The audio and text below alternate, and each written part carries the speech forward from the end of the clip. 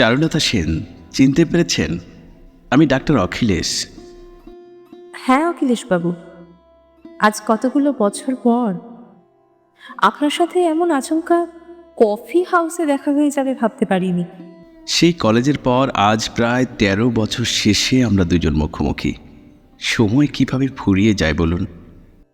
সত্যিই তাই। তারপর বলুন, কেমন আছেন? এখানে হঠাৎ? আমি এখন শিলিগুড়িতেই থাকছি, গেল বছর ট্রান্সফার হয়েছি।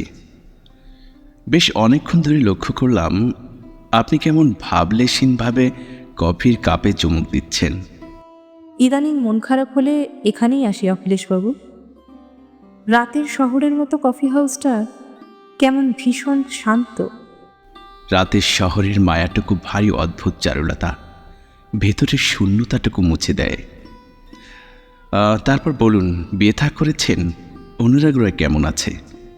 অখিলেশবাবু, আমাদের যোগাযোগটা আর নেই, সব মিলে গিয়েছিল হঠাৎ।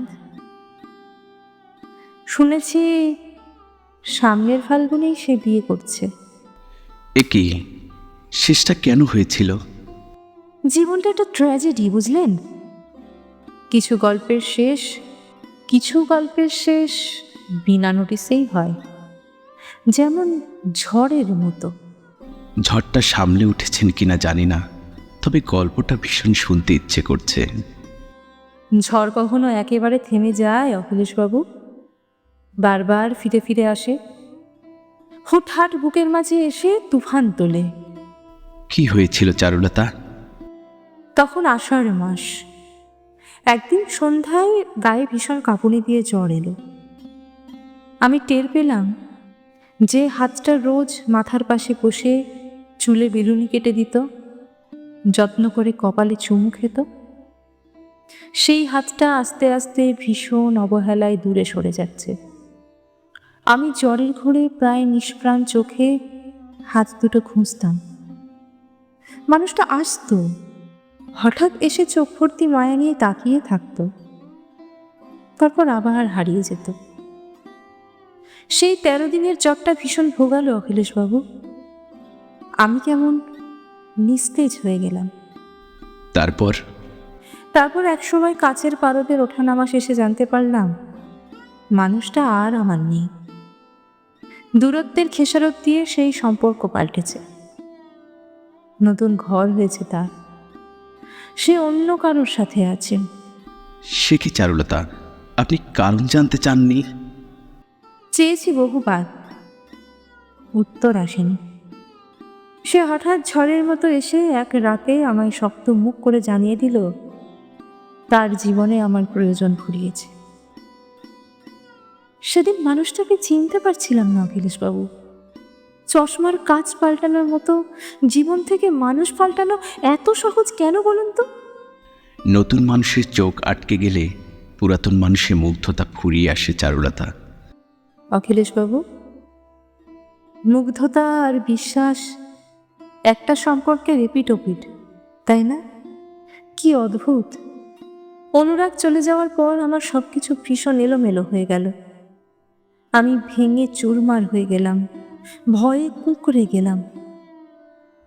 তারপর সেই ভুল দরজায় হাত পেতে গেছি বহুবার।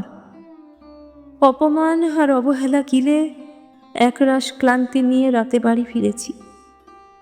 নিজের ভালোবাসার কাছে ভীষণভাবে ঠকে গিয়েছি অখিলেশবাবু। চারুলতা, যে ঠকায় সেও ঠকে। ব্যবধান শুধু সময়ের, জীবনকে তার গতিতেই ছেড়ে দিন। ঠকে হয়তো, তবে অখিলেশবাবু তাকে আমি অভিশাপ দিইনি।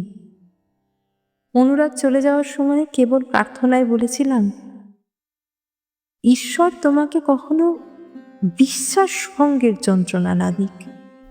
দেখুন, আমরা ভুল করার বয়সে ভুল করি, তবে সেই পুরাতন ভুলগুলোকে এভাবে বুকে পুষে রাখলে নিজেই হেরে যাবেন চারুলতা।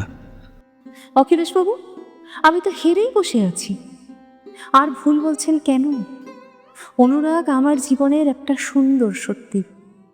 হয়তো আমাদের সময়টা ভুল ছিল, আমি বিশ্বাস করি সম্পর্কের টানাপোড়েন শেষে একটা জলজ্যান্ত মানুষের সাথে কাটানো মুহূর্তগুলো কখনো মিথ্যা হয়ে যায় না, হয়তো ফিকে হয়, ধুলোবালি পড়ে, পুরাতন স্মৃতির ওপর নতুন স্মৃতি জমা হয়। অনুরাগের প্রতি আপনার জমানো কোনো অভিযোগ নেই? কি লাভ বলুন? যেখানে অধিকারটুকু বেঁচে নেই সেখানে আমার অভিযোগ পুষে রাখা বড্ড বোকামো। তবুও তো মানুষ বুকে মিথ্যে অভিযোগের পাহাড় জমায়। দেখুন, সম্পর্ক শেষে নিজেকে স্বচ্ছ রাখতে বিচ্ছেদের দায় কেউ নিতে চায় না। তাই হয়তো একটা সময় শুরু হয় গিয়ে অভিযোগ পর্ব। আমি সেই সব মানুষের দলে নয় অখিলেশবাবু। মানুষটা আজ আমার নেই এটা যেমন ঠিক, তবে একসময় সে আমার ছিল এটাও সত্যি। শ্রদ্ধাবোধের জায়গাটা এতটা ঠুনকো বলে তাকে ভালোবাসলাম কোথায় বলুন?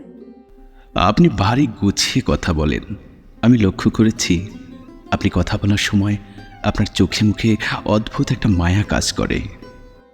মায়া নাকি মোহ ঠিক জানি না, তবে সেই মায়া অনুরাগকে কেন আটকে রাখতে পারেনি বলুন তো?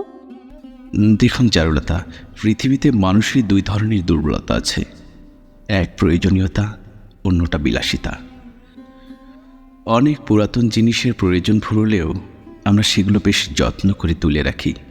তাতে আমাদের একটা মায়া পড়ে যায়, সখানিক স্মৃতি জড়িয়ে যায়, আমরা আগলে রাখি। তবে বিলাসিতার ক্ষেত্রে মানুষ কেবল মোহের পিছনে ছুটে মরে। এই ক্ষেত্রে মায়া শব্দটা বড্ড ব্যাকডেটেড। অখিলেশবাবু, মানুষের জীবন একটা সুন্দর মিথ্যা। সবটা জেনেও কিছু সত্যি আমরা এড়িয়ে চলি। সত্যি সুন্দর হলেও সব সময় কঠিন হয়। তখন আমরা মিথ্যাকে বিশ্বাস করে চোখ বুজে ভালো থাকি। হয়তোবা চারুলতা, জীবন থেকে পালাতে ইচ্ছে হয় কখনো আপনার? প্রায় হয়, তবে ইদানিং বুঝে গেছি জীবন থেকে পালিয়ে বাঁচা সহজ নয়, বুঝলেন? ভেতরের সব শূন্যতা, ভয় মাঝরাতে ভীষণ ভোগায় অখিলেশবাবু। দমবন্ধ লাগে, ভয়ে সিটিয়ে থাকি এক কোনায়, দরজা জানলা আটকে কান্না আসে। তারপর বুকের ভেতরের সমস্ত ভারী নিঃশ্বাস বের করে দিই। বিশ্বাস করুন, আপনি সেরে উঠবেন চারুলতা। সময়ের পাণ্ডুমেলাটা ঘুরে গেলেই অনুভূতির দিক বদল হতে সময় লাগে না। আপনি কাঁদবেন না চারু, চোখ মুছুন প্লিজ। আপনি ভীষণ প্রাণবন্ত নারী, অথচ আপনার চোখের তলায় নিস্তেজ শূন্যতা আপনাকে প্রাণ খুলে হাসতে দেয় না। ওই দেখুন সময় কিভাবে ফুরিয়ে যায়। আর আজ তো আপনার রোগী দেখবার দিন। আমার সাথে আর কিছু পথ এভাবে হাঁটবেন অখিলেশবাবু? হ্যাঁ, নিশ্চয়ই। আজকের সন্ধ্যাটা কেমন অদ্ভুত সুন্দর, তাই না চারুলতা? শহর জুড়ে কারফিউ, শূন্য কফি হাউস, এক গুমোট আকাশ, সোডিয়াম আলোতে দুটো মানুষের গন্তব্যহীন পায়ের ছাপ। গন্তব্য জেনে গেলে মায়া বাড়ে অখিলেশবাবু।